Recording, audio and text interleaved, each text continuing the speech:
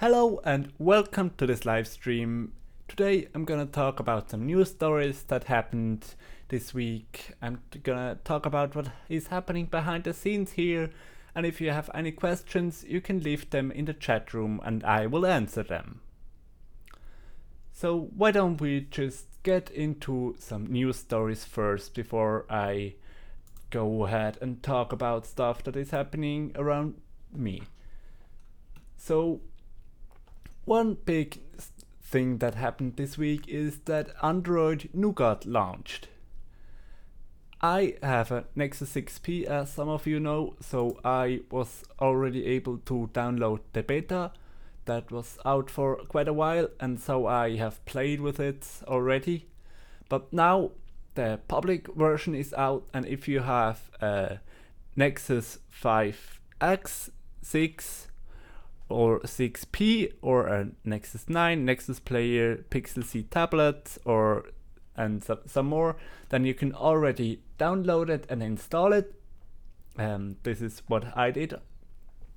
And like other phone manufacturers will follow along later, like Samsung and all the others. They now need to adapt the code for their specific phones, so it will take a bit, but you can expect to see it in the next couple of months, the smartphones to get updated. Here you can't really see much on this article, so I'm gonna hide it again. So some of the big new features are that there is support for Vulkan, so you can expect quite a bit of smoother like gameplay if you like to game on your phones. There is native VR support with the Daydream, which is nice if you're using like a Samsung Gear VR or you using a Google Carport or something. So then it is quite nice to have it native integrated into the OS, so it will be a bit smoother and there are more features, but you could do most of the things already with third-party apps, but now it is native in the operating system, so it is a bit deeper embedded. There also is now native multitasking, where you can split your screen. Some manufacturers already included that in their version, but now it is native to the Android operating system, so there it is in every Android smartphone, not only a few. Also, if you have a Nexus device, you now have it. There is also a bit improved battery life and the notifications are a bit differently displayed, and this is actually one of the most noticeable things when changing. When you like update it and look at it again, it isn't that much different from Marshmallow, but the notifications, they look quite a bit different. They are now grouped into apps, so if you have like a lot of Twitter notifications, your notification bar isn't just spammed with them, but it is nicely grouped, and you can expand it if you want to view it. And it also looks a bit differently. All in all, I quite like the new way they do the notifications. And also the quick access menu, when you swipe down from the top, you can customize it a bit more, and there are a few more options. And why don't I just show you really quickly on my phone, as I have it here. Here you can see my phone, it is probably quite bright. When you swipe down just a little, you have like the quick access, and you can change what is displayed right here, and if you pull it down even further, you have the usual like before, and down here would be the notifications, but I currently don't have any, so I can't show you that. But that's basically like the main thing that changed on the face of it. All the other things are basically in the back end. There's also some improved security with file-based encryption and some more sandboxing and restricted permissions, and also an enhanced secure boot. So those are basically just minor things in the background you won't drastically notice on your day-to-day experience. So if you are eligible for an upgrade to Nougat, I would do it. There is no big reason not to. I haven't had problems with app not supporting it, so I would totally upgrade it if I were you. But of course, not everyone gets the update, and not everyone gets it quite so quickly. So I'm probably a bit spoiled with my Nexus device, which gets the updates right away. So let's get to a different topic, and that is Google Fiber. You probably know about Google Fiber. You probably hope you had it. And there are a few cities in the US that have it, and they are really lucky, but most cities don't have it. And this probably isn't going to change that much, as Google Fiber isn't doing as good as they were thinking and or hoping.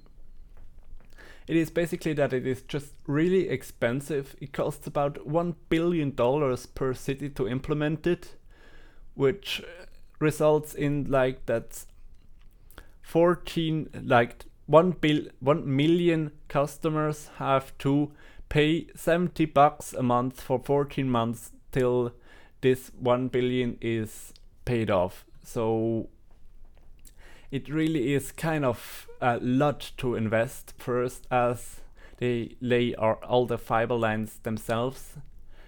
So it isn't that surprising that they run into cost issues, and so they let off half of their employees, which is quite sad if you were hoping to get Google Fiber soon. This will delay the cities that they have announced already. And they also said that they will probably not announce more cities that will get the fiber internet speed. And they are also looking into like wireless systems and other ways to get it, because laying the cables everywhere is really expensive. And I mean, in our area, we are really lucky. We got gigabit Ethernet with fiber already, and we didn't have to pay anything. But I currently don't have it because we would have to switch carriers. But not everyone is as lucky as that, and it is really expensive to lay fiber in the ground, as you have to dig up everything, and so it isn't that surprising. But you really have to ask yourself if you really need fiber, and at the moment the answer is probably no for a consumer. Of course, if you are running a business, then it is something viable, but in a lot of business districts there already is good internet. So yeah, maybe they don't have quite the best business strategy.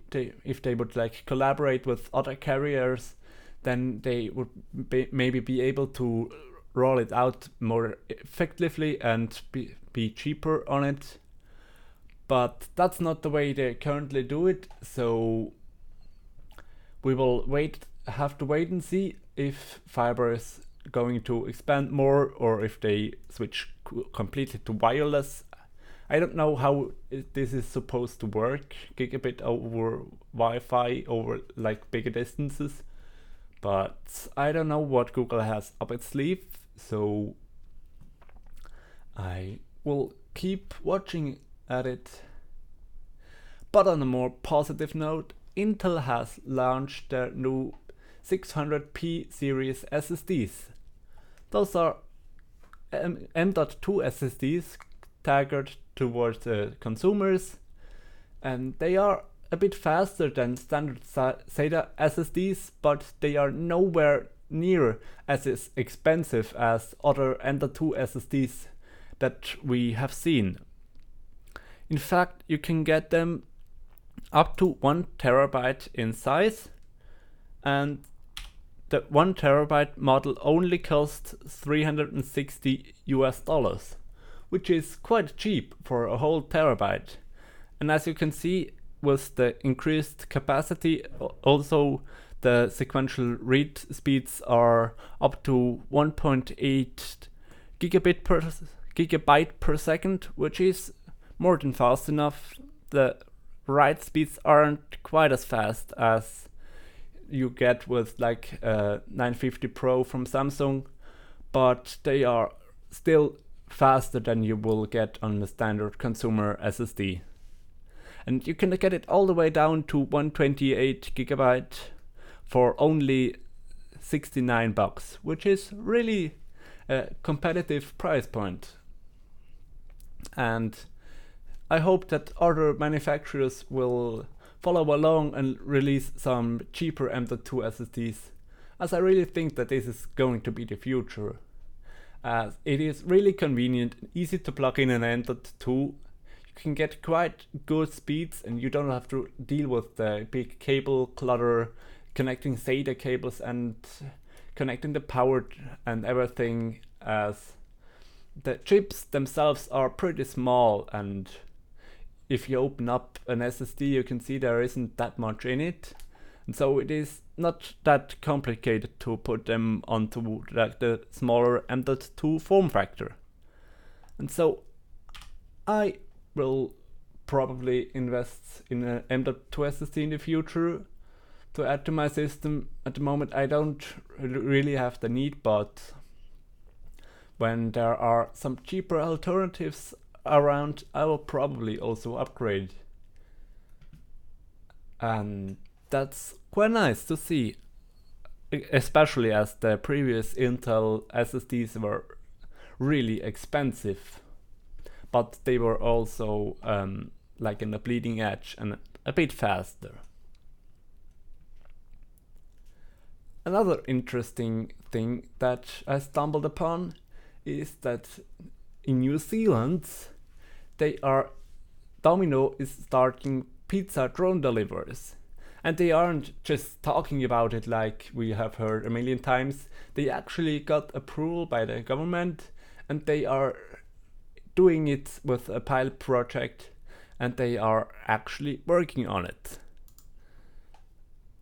There is like a little video here where they show like a drone is coming and delivering a pizza, like these businessmen are having a picnic there. The drone is deploying the pizza on a string and they are happy and cheering and everything, and then the drone flies away and they all eat pizza. Yeah, so that's the concept. Basically, it's not going to be quite that easy in real life, but I think that pizza delivery is one of the things where drone delivery, in my opinion, makes more sense.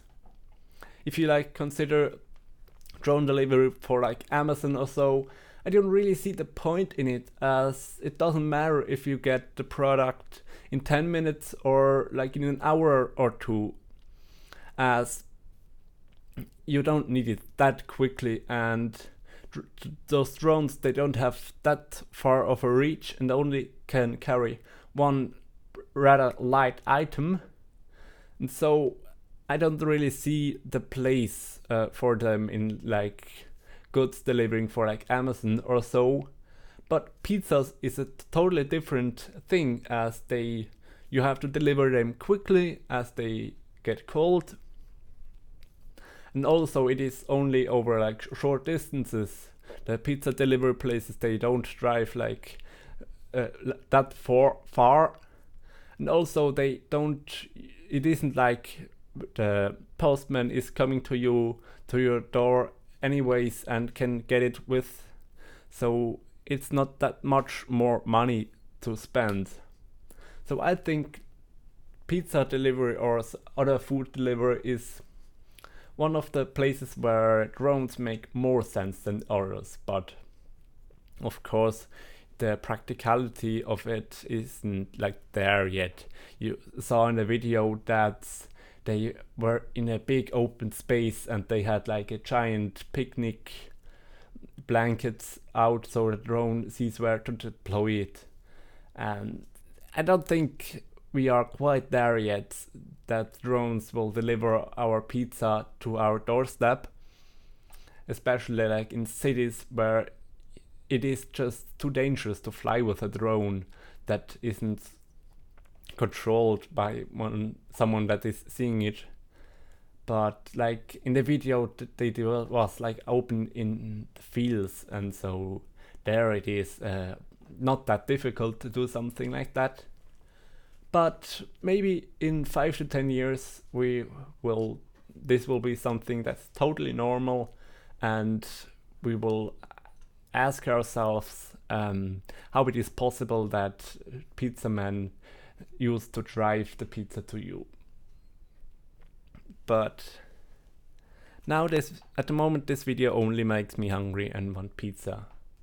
But I guess that's besides the point.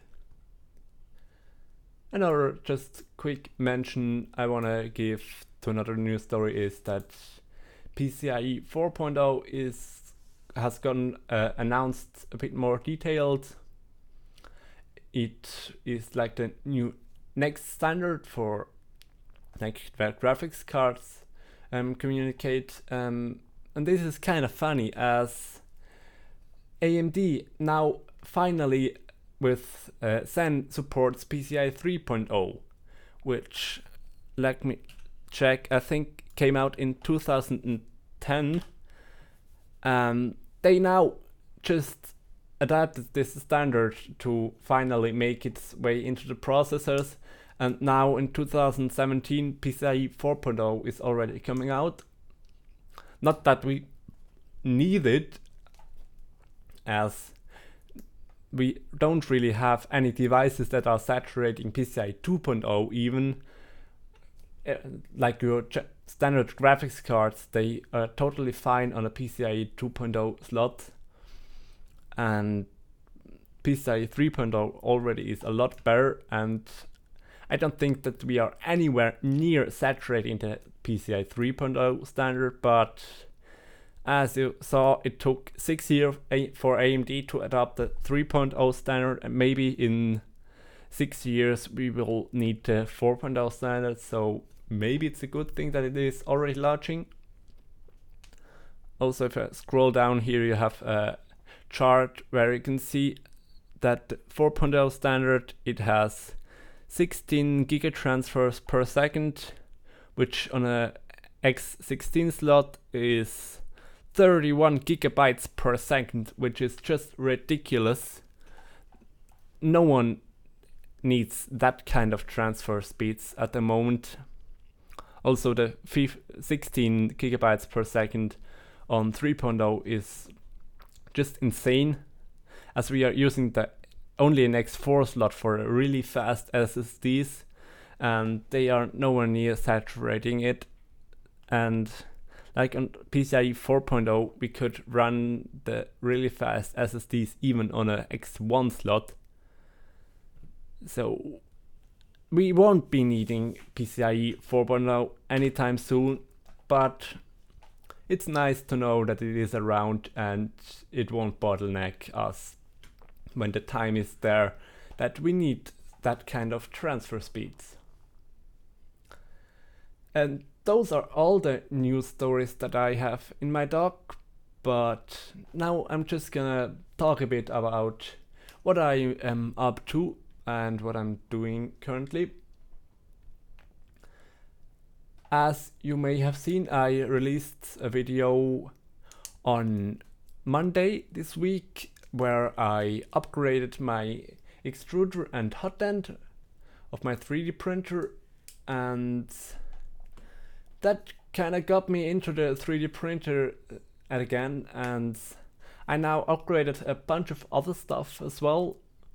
I upgraded the set end stop, which was really bad made on this particular machine, and I modeled new parts for it and printed them. And I also added the part cooling fan, as I said in the video, which improves the quality of like smaller prints drastically. Also, I made like a new GoPro mount that I can have a few other angles on it. And overall, I made belt tensioning clips also. I will put all of these with lots of time lapses into a video which will be out on Monday probably, and you can see it there. And I have to say I really kind of like it. I got again had fun with it again, and now I want to print more things.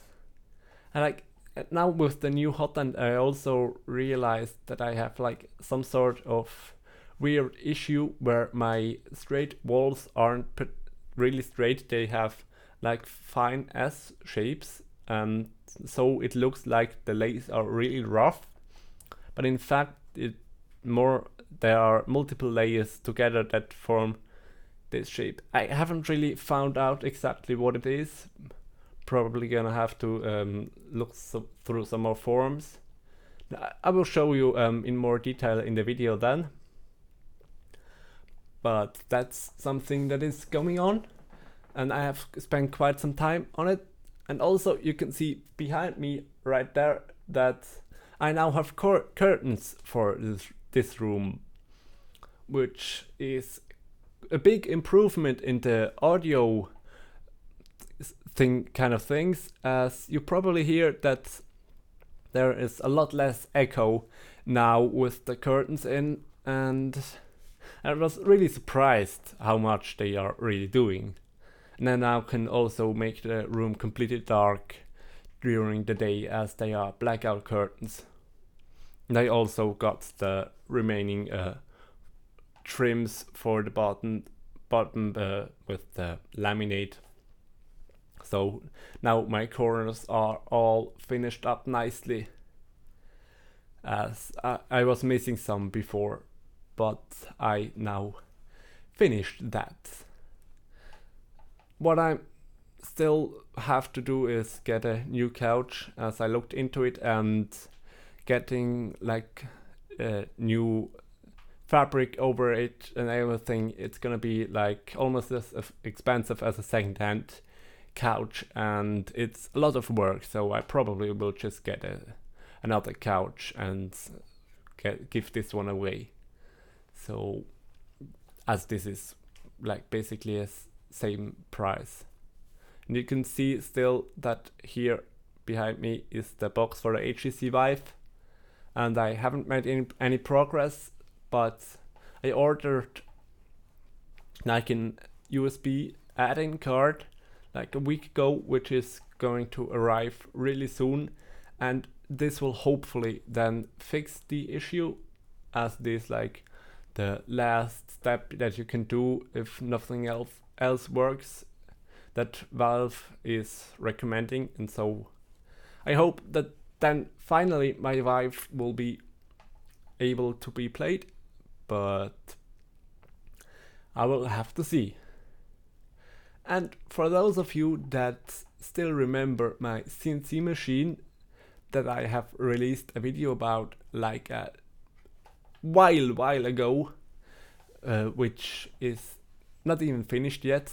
I'm now about almost half a year working on it, but I'm making finally a bit more progress, and that's actually also why there won't be a live show next week, as I am then milling the remaining parts, and I'm going to the friend to mill them on his CNC.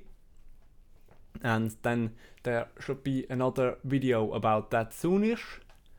And now I actually mean soon, and not like I said a month ago. And that's gonna be nice. And I also will get like the last electronics pieces that I have ordered. They should be here any day, and so I can finish the electronics and make a video about that as well. So you can bet on it that there will be some more CNC videos coming soon. And hello Zoidos in the chat, and he is asking, hey man, what's about your CNC machine? I guess he wrote that before I just answered it. And he recommends an IKEA clip-on for my couch. It's about $100 or so. Okay, so I'm gonna check that out actually. Just gonna do that live. And maybe that's a good thing.